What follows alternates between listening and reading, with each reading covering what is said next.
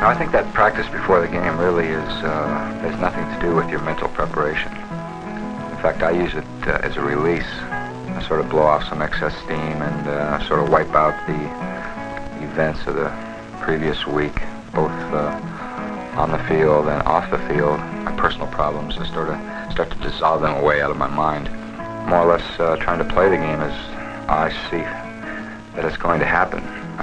This trend is developed throughout the course of the week, where you study film and sort of go to bed with the type of offense that the other team is going to run.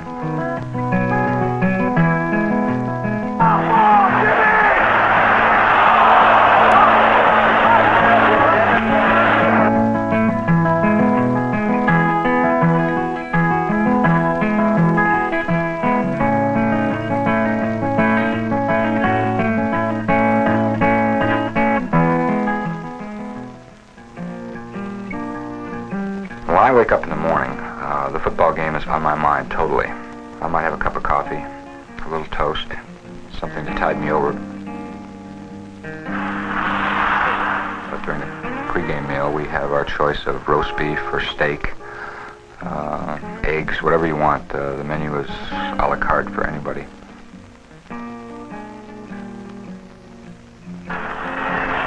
I've known some ball players that can eat 2 or 3 steaks before a ball game.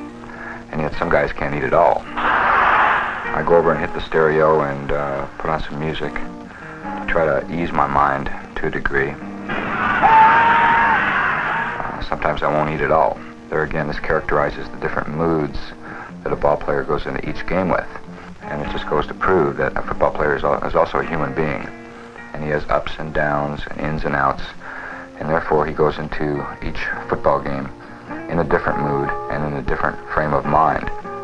This is why it's so important to try to mentally prepare yourself as much as possible for that particular game and try to erase all your own personal problems so your outside life does not enter into your actions on the field. Does he challenge anybody in chess game? He said, we'll play for $10 a game. And I said, okay. He said, all I'm bringing is $30. That's all I can afford to lose. And I said, Z, let's make it easy. We'll play one game for $30. Joe Theismann and I, we get a room up in the Seaway Towers Hotel, and we watch cartoons and we play a little gin. Lose $30 right All right. Could you throw a card out, please, Dave? Oh, I might play it. Sorry.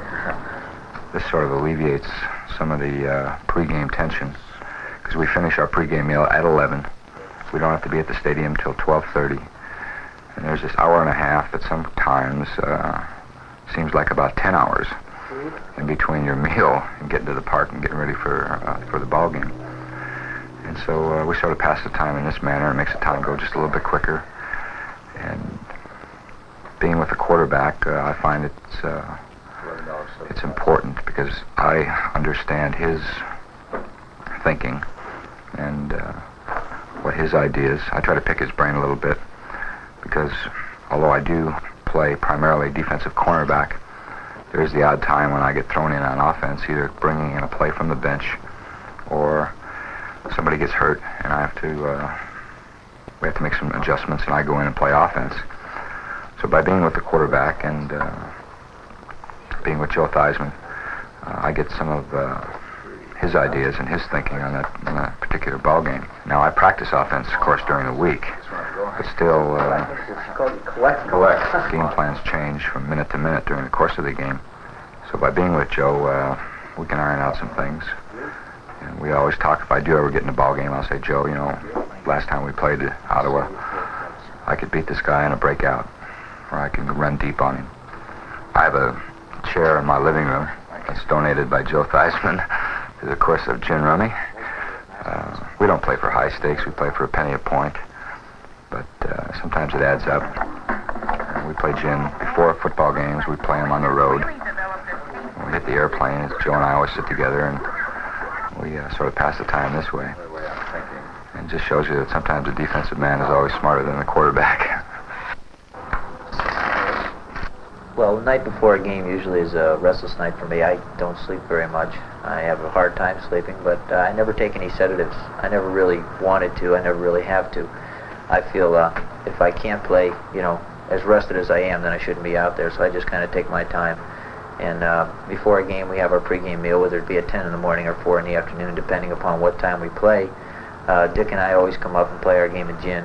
More or less relaxes me a little bit, and then I'll sit back with our ready lists and look them over before the game, and I'll take my time and go over the stadium. Read an article either out of Playboy or Sports Illustrated or something like that, and just kind of relax my mind more or less. And then about a half hour before the game, the wheels will really start turning, and then I'll get involved completely with the task at hand, and that's to go out and beat the opponent. Getting into a critical game like this, I'm really not changing my style at all. I feel very confident. I feel very good, and you know, the weather isn't exactly what you might call the greatest in the world, but we're not counting on anybody else to beat anyone but ourselves. So I realize what the task is at hand. This is my second year of professional football, and we've already got 16 games under our belt, so there really isn't much hooting and hollering you can do or much knuckle cracking. You just go out and do the job. I think it's up to the quarterback to be the leader on the field, to exonerate confidence. And a lot of people call me cocky. I don't mind. I think there's a very, very fine line between cockiness and self-confidence, and I hope to elude self-confidence because I don't think there's anybody better than I am. I'm sure there's no one better than I am, and I feel that we can get the job done, and not me alone as an individual, but in a group and team effort. So it's really that simple.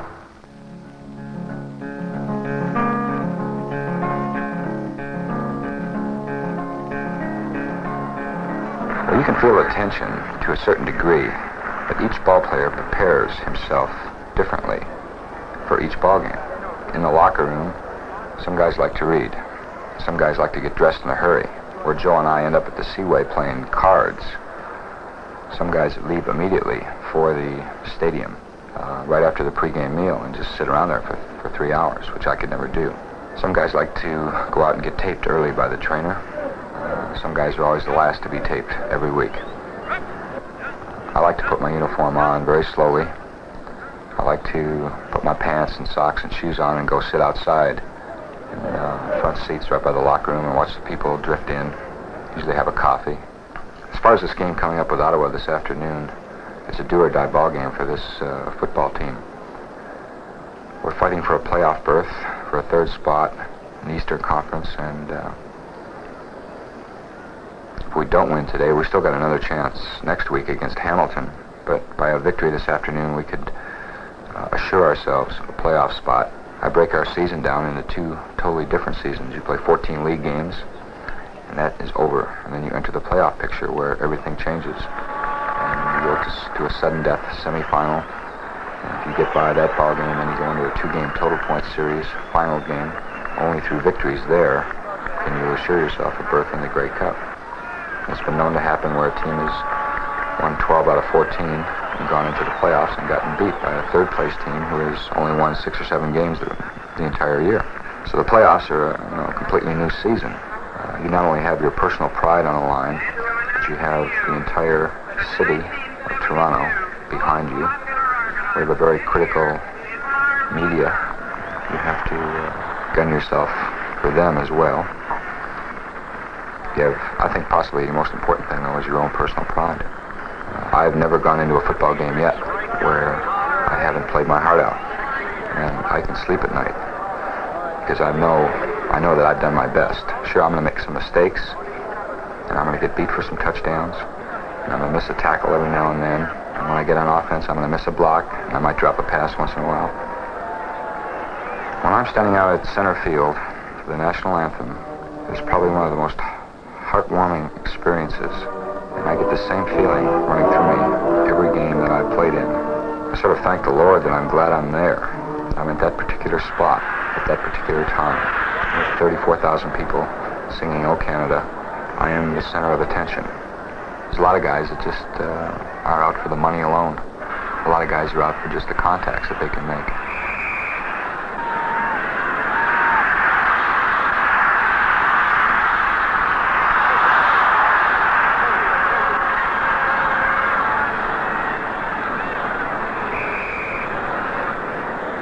Your pride and your status and your job is on the line almost with every play. You're out there not to hurt the other guy, but if you don't take the attitude of trying to really hit him with everything you've got to think that he's out to hit you with everything he's got. And this is how injuries develop. When you're not going full speed, full tilt at all times, that's when you get hurt.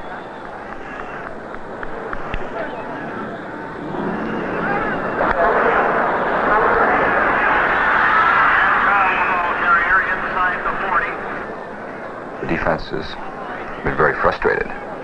We hold them time and time again, and the offense seems to bog down. And this sometimes creates a problem between the offense and the defensive teams. Like the defense says, well, we're doing our job. What the hell's the matter with the offense? And yet they're trying to execute as much as possible.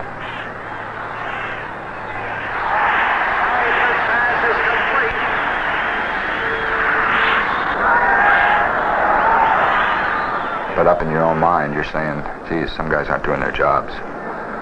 But this is something that you have to face. I've been faced with it over my 12-year professional career.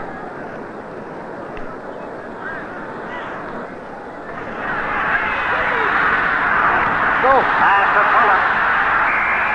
Tackled by Thornton. No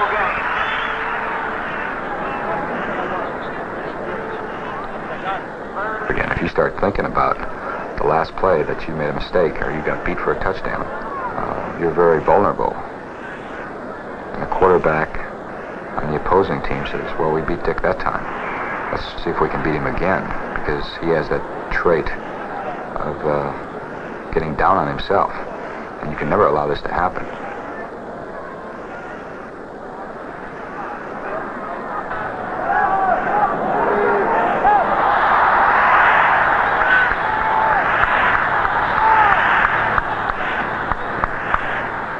In fact, if I ever do get beat for a touchdown, I'll even let my man get even more wide open and try to bait the other quarterback into thinking I'm down and to go over there again. Gain is 4. Lafayette making the stop.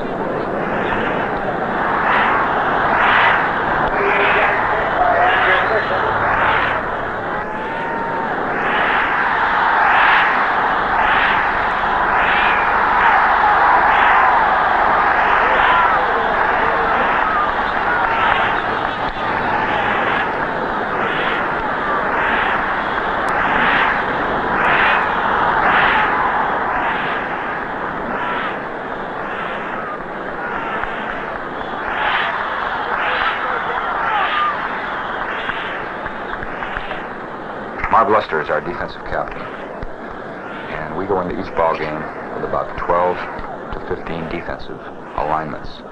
And it's Marv's job during the course of the week of preparation to study the other team's plays and to say, all right, in this certain situation, we'd be better off in a 43 zone defense.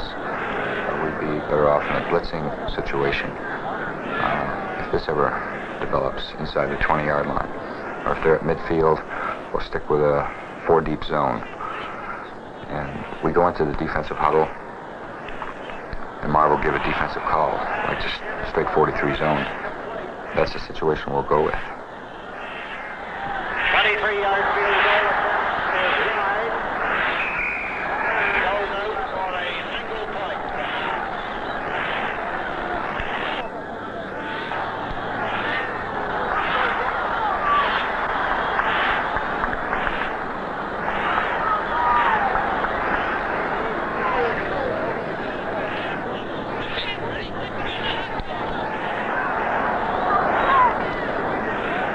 Second and 20.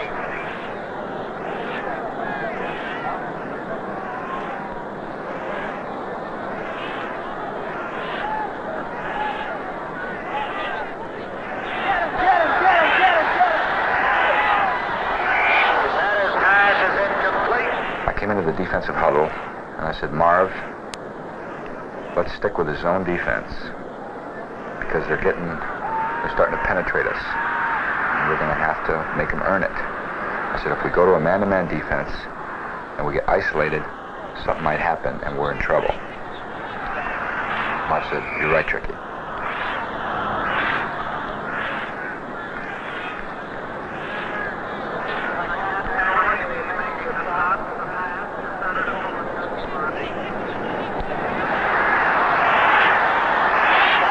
Then Marv looked over to the bench and got a hand signal from the coach that he wanted a blitzing situation, wanted to fire all the linemen and linebackers at the quarterback, which automatically puts us in a man-to-man situation. And I'll never forget it. I said to Marv, we are in deep trouble. And I'd been playing him inside all day because he had been running primarily inside patterns on me, and I had shut him out up until that point. In fact, Jimmy Dye and I had a perfect day going up until 3 minutes left to go in the ball game.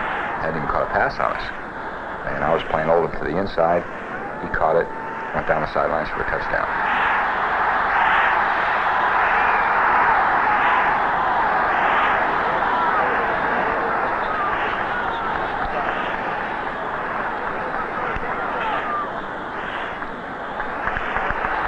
The offense bogged down again. We got one first down and wasted about a minute. But then we had a punt and give the ball back up. And it's really frustrating because the defense had held out so well. We held them to a couple of single points. We conceded a safety touch for 2 points, and we gave them a field goal. That's a pretty honest day's work for a defensive unit. After Ottawa scored and went ahead 21-16, the offense received the kickoff. We were in the shadow of our own goal line.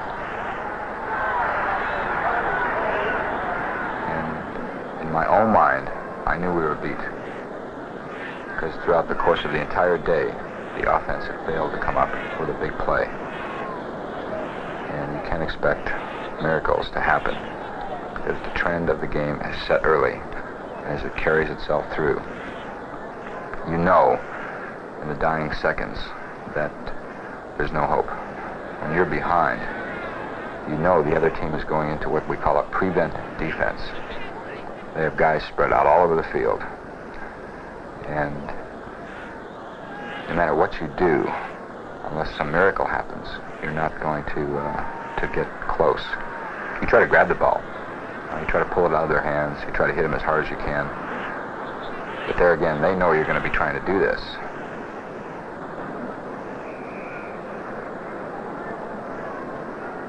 To lose a ball game on 2 fluke touchdowns in the last couple of minutes of play, to play your heart out as well as we did, and to come up on the short end of the stick. When you get beat, such as we did all year, by these close scores, and then again against Ottawa, losing it in the last 47 seconds, you walk off the field thinking one word: if. If I'd have been one half a step to the right, I could have knocked the ball down. If Jimmy Dye hadn't have been hurt with a sore shoulder, he could have tackled over them, and we're still in the ball game. You sort of think twice. You say, geez, I can go out the visitor's locker room door and not even be noticed. Maybe if I had tackled that guy in the first quarter, or if I could have intercepted the pass that I dropped in the second quarter, that might have changed the whole complexion of the game. This plays on your mind. And then again, and looking forward to the following ball game against Hamilton, we lost 8 games by a total of 35 points, which is just an average of 3 points and change a game. And we lost 6 games in the last 2 minutes. It was as if somebody upstairs said, you know, this is not your year, buddy.